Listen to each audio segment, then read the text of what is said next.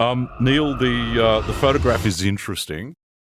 Alright everyone, how are we all doing? We're back today with a Tasmanian tiger update because news has happened. Things have been going on since the last video. Stuff has been said. If you are here and don't know what's going on and haven't seen the last video, I suggest, actually no, I'm telling you, go and watch that last one. And before we get into this video, make sure you smash that like button if you want to see a Thylacine alive. And if you're new around here, don't forget to subscribe for more up-to-date Thylacine news. I'm also looking to get myself to 10k subscribers, so that would be great. Now then, on to Thylacine news. A few days ago, the world was rocked with this video here by the Thylacine Awareness Group of Australia, or TAGOA for short. Neil Waters, who leads this group, posted this video, and in it he is very confident that he has got himself the proof needed to show that the Thylacine still lives. And now that obviously caused a frenzy with Tasmanian tiger lovers in the media worldwide, myself included, you probably as well. Neil is someone who has been after the Thylacine for years now, and he's actually been funded to go and find one. He's currently recording for a documentary,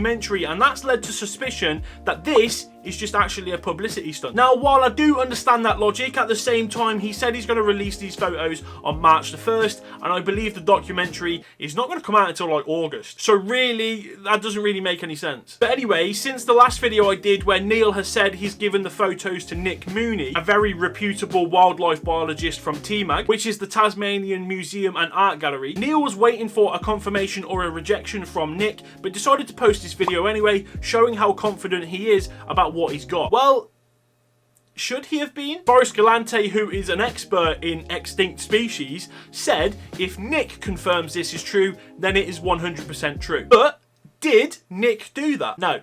Nick came out with his verdict and he said no, it's not a thylacine. And he also believes it's almost certainly a pademelon. A what, you might ask? A pademelon is basically a small wallaby. Here's what it looks like. Now, you may look at that and then look at this and just think, what? How are you getting those mixed up? They look nothing alike. And I think that is totally fair enough. But until we see the pictures from Neil himself, there's not really a lot we can do. Although it does raise suspicion on the actual quality and integrity of the photo, because Neil has come across in a way that makes it seem like it's a done deal. Congratulations, everyone. We've done it. For then someone reputable to come out and say, no, that's a pademelon, that means there's obviously some doubt over the picture's integrity. In response to this, Neil posted this to the TAGOA Facebook page. You might want to pause here if you want to read it all for yourself, it's quite long. In basic terms though, he contests what Nick has to say about it because he obviously thinks it's wrong. And he's really not happy with the outcome. And I think that's fair enough. If he thinks he's got a winning photo, he's obviously not going to be happy when someone said it's not what he thinks it is. But what I will say for myself is that really dampens things. What sounded like to me from that video that Neil was speaking in of crystal clear proof, it sort of had a shadow casted over it. The baby is not ambiguous. And if you do a little bit of digging, it sounds like this may have happened before. In this video, Neil looks at some of these pictures and thinks they're thylacine. But look at the tail.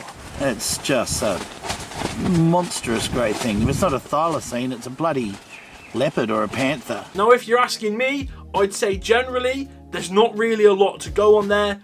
It's the back end of an animal. And to be honest, they don't even look like thylacine to me.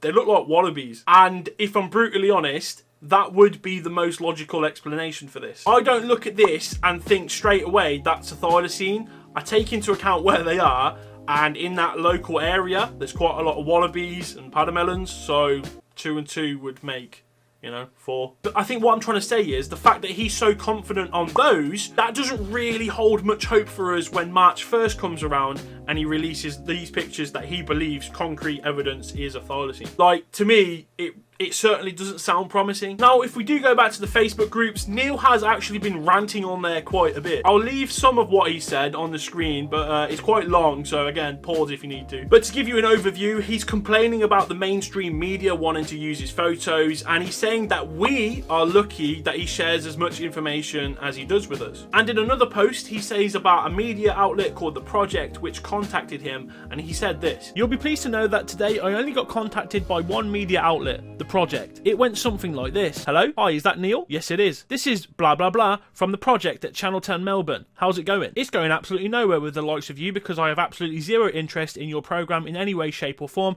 You have yourself a nice day. Now you're here." But he's going to do a radio interview with Triple M speaking to Brian Carlton. Neil is going to show Brian the Thylacine pictures live on air, and that we should tune in to hear it from Brian himself. It's almost like he thinks he'll show him, it will blow his socks off, and that's the proof enough for us. And does it go like that? No.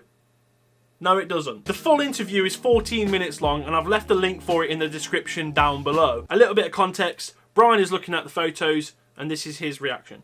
Neil, the photograph is interesting. The stripes may be dappling from the light coming through nearby trees. Is that a possibility you've considered? I have considered that, but if you have a look at the wide band going over its rear, it actually goes right around the curve of its back. So Now, into what would be the shadow area? no, it's into what I would call being a stripe going right around the back of the spine. Now, if you have a look at historical photos of them, they have a wider band just above their hips. Yeah, that's true. The stripes Okay. get wider just above their hips, and that's All right. where that band is, mate, right there. The other thing about that photo that I want to point out is the coarse hair and the hocks, the back feet. You can see the back feet in that photo. And I've had a cat expert, I've had a dog expert, and I've had 5 vets look at that photo, and they've all told me that that has not got the anatomy of a dog or a cat.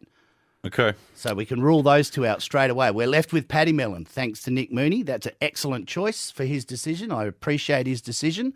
And we are going to now test that photo against baby Paddy Melons and compare them and just see how different they look. All right, we better catch up once you've done that, and have got some more to say. It's a great pleasure to meet you. I love your passion. Doesn't sound good, does it? Brian is obviously not excited by this. At one point, you can even hear him take a big sigh. And that's All right. where that band is, mate, right there. He questions the stripes, he questions the shadow. Even him just querying it raises doubts over how good of an image this is. Neil does go on to say, though, that he's had cat and dog specialists confirm it's not either of those. And due to what Nick Mooney said about it being a padamelon, they're gonna do side-by-side analysis of padamelons compared to the image they've got. And then at that point, Brian, who is the host, he sounds really uninterested. And to be honest, he sounds let down. For me, listening to this, it just sounds like Brian's had his time wasted with a whole load of nothing. Forrest Galante heard this interview as well, and this is what he had to say about it. I gotta say, it's not sounding very promising. I definitely had my hopes up. Neil sounded so enthusiastic in that original